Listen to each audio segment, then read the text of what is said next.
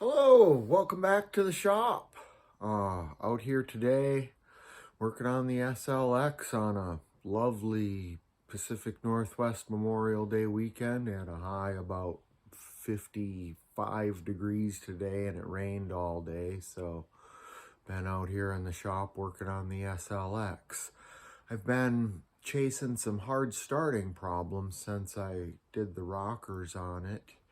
At the same time, I had replaced fuel pressure regulator and had the injectors remanned, and ever since I've been chasing hard starting problems. It'll start up perfect and then drive it to the store 2 miles down the road, park it, get in the car, starts hard on you. Get it home, oh, I'm going to check it out, see what's going on with it. Starts perfect for me again. So it's been pretty random. I've tried replacing the fuel pump relay, and doesn't seem to change much of anything. I've had the injectors back out. The rebuilder retested them. All the injectors are good. So this week I pulled a fuel filter on it, and just black mud came out of it. So I replaced the fuel filter. That didn't change a heck of a lot of anything either. I decided I was going to order up a fuel pump and get after the fuel pump. So that's what I'm documenting today. That was my big project, dropping the tank and doing the fuel pump. So let me show you what I got going on. So there's the fuel pump assembly as it pulls out of the tank. I've already got the new fuel pump bolted in place. There's like a little Phillips screw you take out of the bottom there. Take these couple clamps off, take that wire off, replace the hose, drop the new pump in there. You got to make sure and throw the new sock on. There's a little tiny, on the old pump, there's a little tiny clip you got to make sure and put on when you put the sock on. It's all pretty easy stuff to put together. I actually have the boxes here. So that's a Denso 950-0120 pump. And I'm replacing the filter with this AC Delco GF516 fuel filter at the same time. Let's see. Dropping the tank out. Oh, I got lucky. There didn't have any rusted bolts or anything. Everything came apart as it should. You start by taking out the skid plate. There's 2 bolts straight up in the air on the passenger side. And then there's 2 on the driver's side that you take out. Drop the skid plate. Drain the tank. The tank's just got a 12 mil bolt on the bottom to drain it.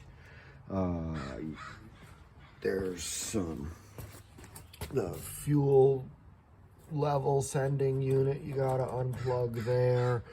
There's a wire that attaches to this little bracket that goes to the fuel pump.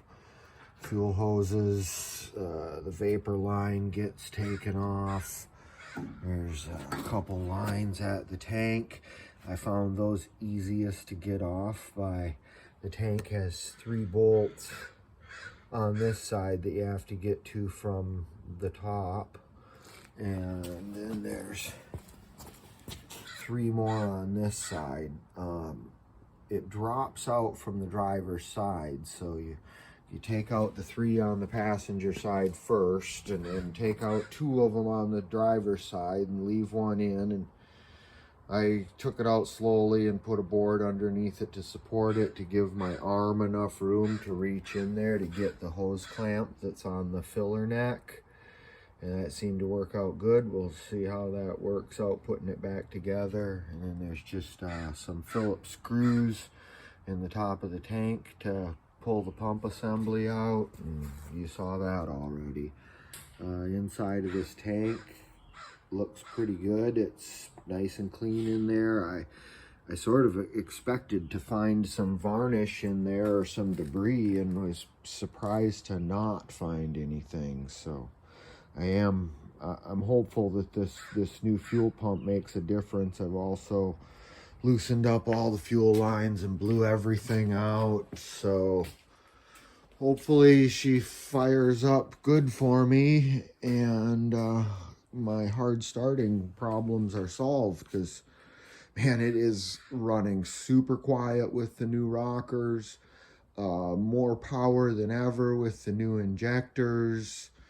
So, I mean, it's cruising, running absolutely great. I wish I could solve the hard starting. I've been joking that this thing heard me mention that I wanted to sell it once I get everything sorted out, and so it's not wanting to leave the care I've given it here over the last few years. So, you know, and as it keeps getting better, man, I tell you what, with every project they get harder to sell the nicer they get, and this rig is really getting nice, and I do enjoy driving it a ton now. So let's hope I can solve this hard starting problem. Once again, thanks for watching. Bye.